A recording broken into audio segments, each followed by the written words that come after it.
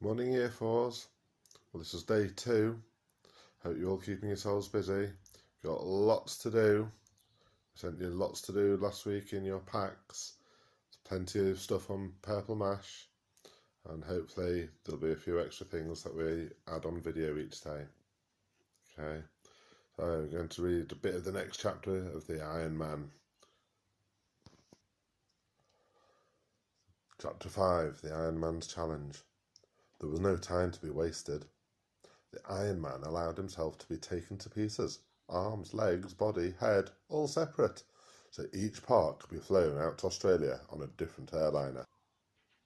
He was too big to be flown out in one piece. At the same time, a ship sailed from China, loaded with great iron girders, and another ship sailed from Japan, loaded with fuel oil. The Iron Man had ordered these. These girders and the oil and a team of engineers were unloaded on the beach of Northern Australia, near to the Space Bat Angel Dragon's neck. Then the Iron Man's parts were landed at the same spot, and the engineers fitted him together. He stood up on the beach and shouted his challenge. "Sit up," he roared. "Sit up and take notice, ye great space lizard." The Space Bat Angel Dragon sat up slowly. He had never even noticed the fussing of the boats and aeroplanes down there on the beach near his neck. Now he gazed in surprise at the Iron Man, who seemed very tiny to him, though his voice was big enough.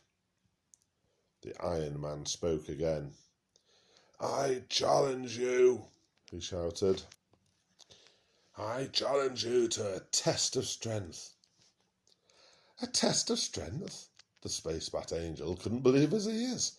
A tiny little creature like the Iron Man, challenging him to a test of strength.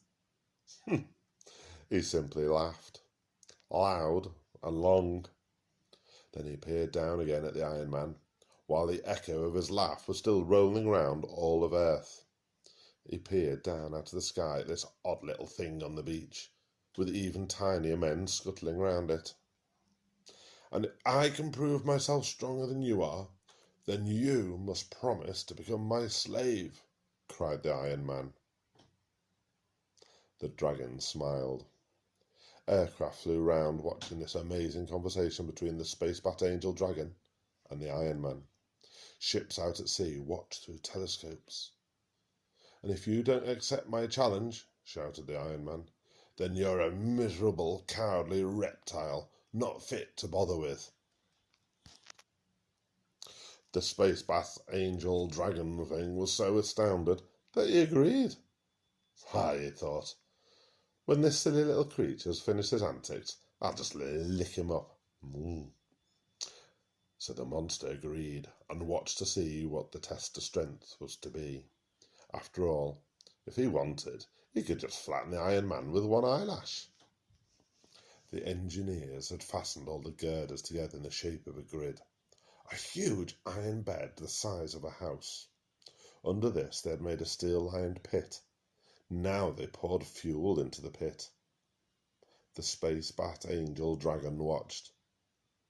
Now they lit the fuel oil, and the flames roared up fiercely through the bars of the grid. And now the Space Bat Angel Dragon got his first shock. The Iron Man was stretching himself out on his back, on the grid, amongst the flames, his ankles crossed, his hands folded behind his head, just as if he were in bed, while the flames raged under and around him.